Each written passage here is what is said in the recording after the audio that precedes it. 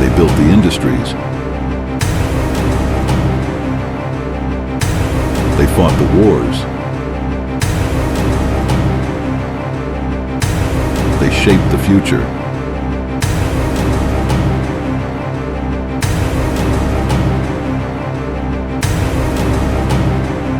It begins with a man who bet everything on iron rails, Cornelius Vanderbilt, the king of the railroads, until others dared to take his crown.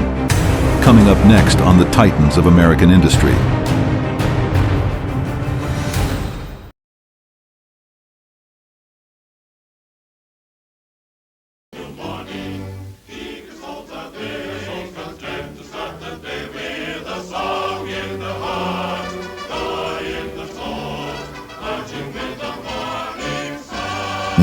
The century America. Vast landscapes, steam trains cutting through the wilderness, and cities growing in the distance. The industrial age is taking root, and at its center stands one man, Cornelius Vanderbilt. Known for his steely determination and shrewd business acumen, he has already made his fortune in the shipping industry. But now his sights are set on something even bigger: railroads. In an era where ambition knows no bounds, one man emerges as the force that will change America forever. Cornelius Vanderbilt, already a titan of the seas, is about to embark on a new journey. But in this world, power is never given. It must be taken.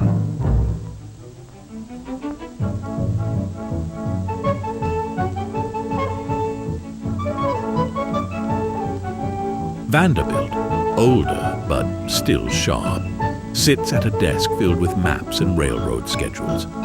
His eyes scan the documents as he contemplates his next move.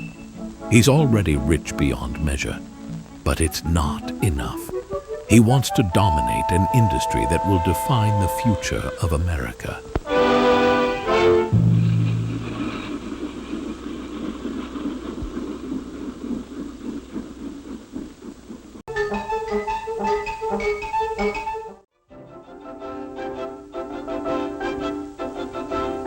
I've conquered the waters.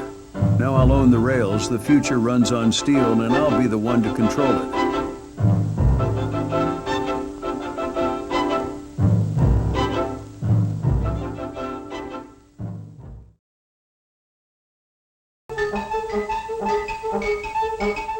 He stands and walks over to a large map of the United States, his fingers tracing the railroads that crisscross the nation.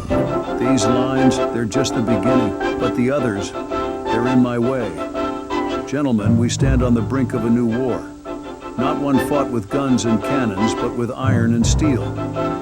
Every mile of track we lay, every dollar we spend, is a strike in this battle. The rest of them think this industry is just about moving passengers from place to place, about making a profit off tickets. They're playing small, gentlemen. I'm not interested in profit alone, I'm interested in control.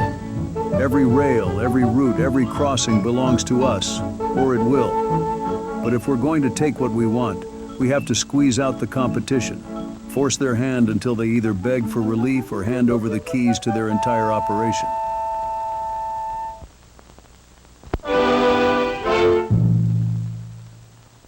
Other railroad tycoons, each working on their own projects, unaware that Vanderbilt is about to challenge their dominance. Gentlemen, take this route, for example, a competitor's line. What if we cut fares here to a fraction of theirs? They don't have the capital to match us. They'll bleed every time their trains run. And while they're losing, we'll be building our reputation, our loyalty. Customers will look to us as the only reliable line in town. But that's just the start. Once we've weakened them, we won't just let them drift, we block access. I control enough routes to make sure their trains wait at the dock or lose critical shipments. If they want to stay in business, they'll have to rely on our tracks, our resources. This isn't pride, it's survival. You have wealth, I have power, and power wins. William Henry, an ambitious railroad builder in the Northeast, sits in his grand office, smug as he looks over his own network of railroads. Vanderbilt may be the king of the seas, but the railroads belong to us. He's stepping into a new world now. The railroads are a battlefield, and Vanderbilt's entry into this arena is not welcomed by all. His rivals, men like William Henry, believe they control the future of transportation. But Vanderbilt doesn't believe in sharing power.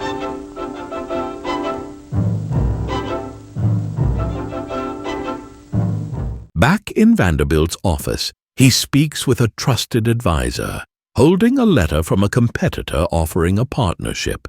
His expression darkens as he realizes they aim to outmaneuver him.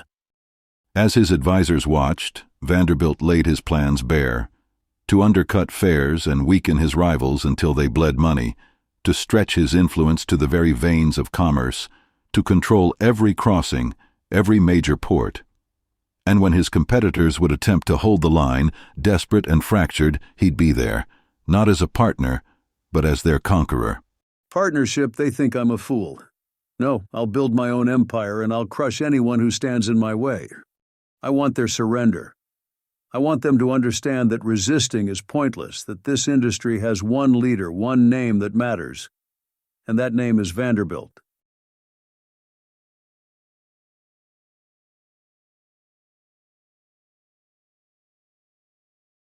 He throws the letter into the fireplace, the flames consuming it, symbolizing his unyielding determination. Vanderbilt's face, unfazed, calculating. I want to buy their railroads, every last one of them. Start with Henry.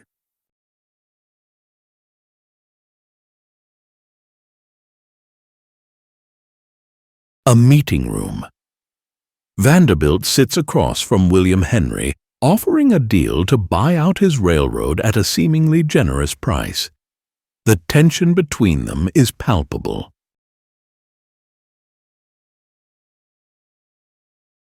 I'm giving you a chance, Henry. Sell now while you still have control. Because when I finish, there won't be anything left for you. You think you can just buy your way in? You don't own the railroads, Vanderbilt. You're out of your depth here. My network is too strong.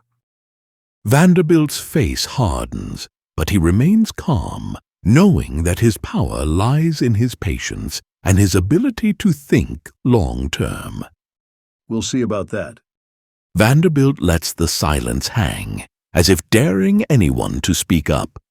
He slowly begins to pace around the room, his gaze never leaving the seated men, his voice smooth but laced with iron.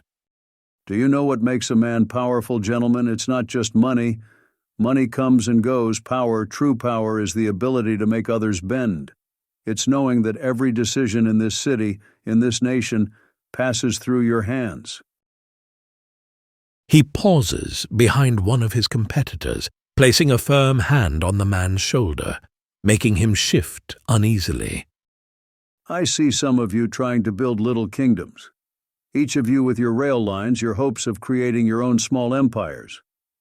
But you're standing in the way of something far greater. A network that stretches coast to coast, linking every city, every industry, every man who dares to dream of something bigger. He lets go of the man's shoulder and moves to stand at the head of the table, casting a wide, sweeping look around the room. I offer you a place in that vision, a chance to be part of something lasting, something beyond the petty lines you cling to. Imagine it. Your name etched into history as part of the legacy that pushed America forward. Or, he narrows his eyes, his voice hardening. I could reduce your businesses to ashes. I'll choke your roots, drive your trains empty, and cripple your profits. You'll try to hold on, but I assure you, men far stronger than you have tried and failed. One competitor, finally mustering the courage, speaks up. And what if we refuse? What if we decide to stand our ground?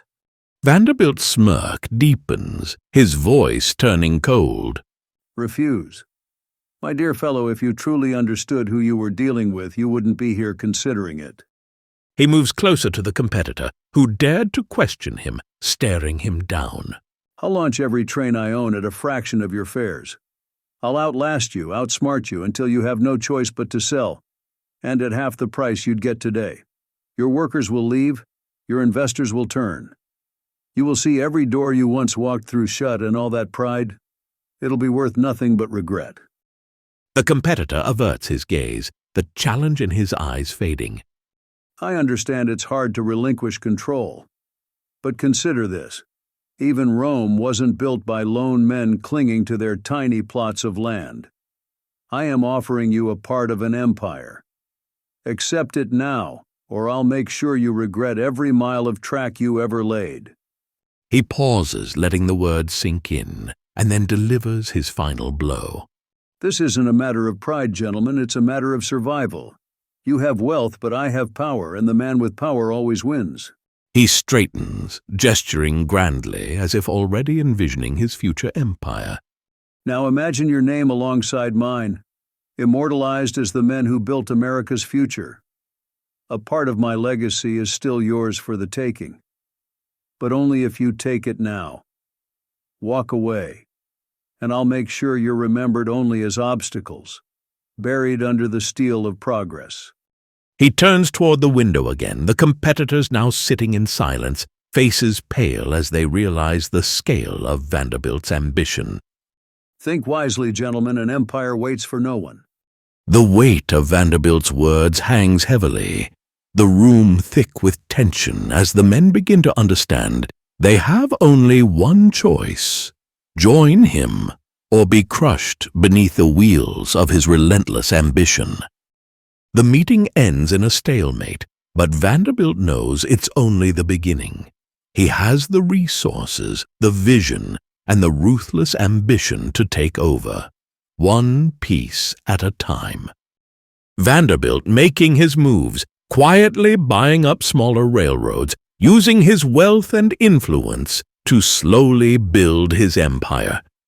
His rivals start to notice his growing presence, but they underestimate him. Vanderbilt is playing the long game, and the others don't realize they are already losing. One by one, Vanderbilt tightens his grip. He doesn't fight on their terms. He sets the rules. And as his rivals scramble to protect their railroads, they begin to realize they are facing more than just a businessman. They are facing an unstoppable force. William Henry sits in his office reviewing reports of Vanderbilt's rapid expansion. His face twists in anger as he slams his fist on the desk. His competitors saw railroads, Vanderbilt saw an empire, and when they finally understood this, it would be too late. How's he doing this? He's buying up everything. The door opens, and one of Henry's advisors enters, holding another offer from Vanderbilt. This time, it's not just an offer, it's a declaration of war. Vanderbilt is offering more than double the market price. He wants it all. He'll never get it. I'll bankrupt him first. Looking at the full expanse of the city, the railroad snaking out into the distance, with Vanderbilt's ambitions set on conquering it all.